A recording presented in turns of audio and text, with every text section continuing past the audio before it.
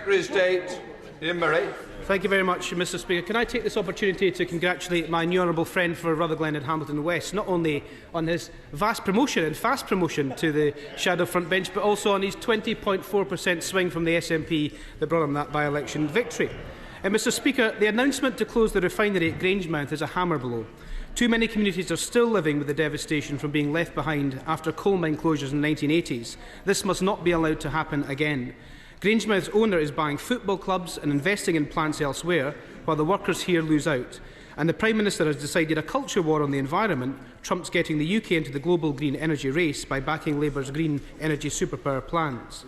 So the devolution settlement demands both governments work together, but they certainly don't. So can the Secretary of State say what discussions he is having with the Scottish Government to protect jobs at Grangemouth, and what impact this will have on the Acorn carbon capture and storage project?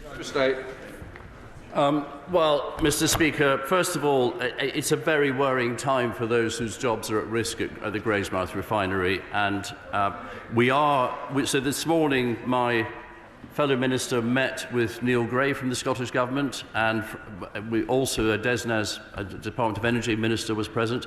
We've also had, yesterday I think my fellow minister had a meeting with the local authority. So work is going on.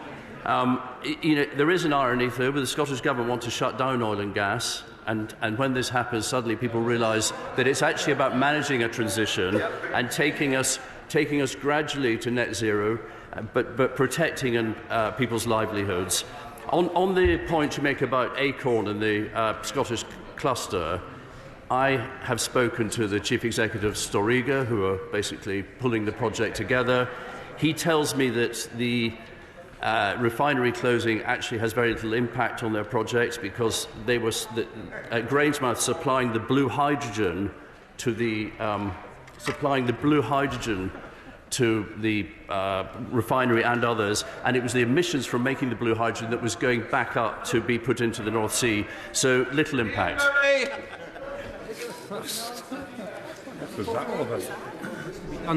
Mr Speaker, it's the 25th anniversary of the Scottish Parliament next year, one of this Labour Party's proudest achievements, but recently it's been riven with failure and scandal, from 1 in 7 on NHS waiting lists and ferries to iPads and camper vans.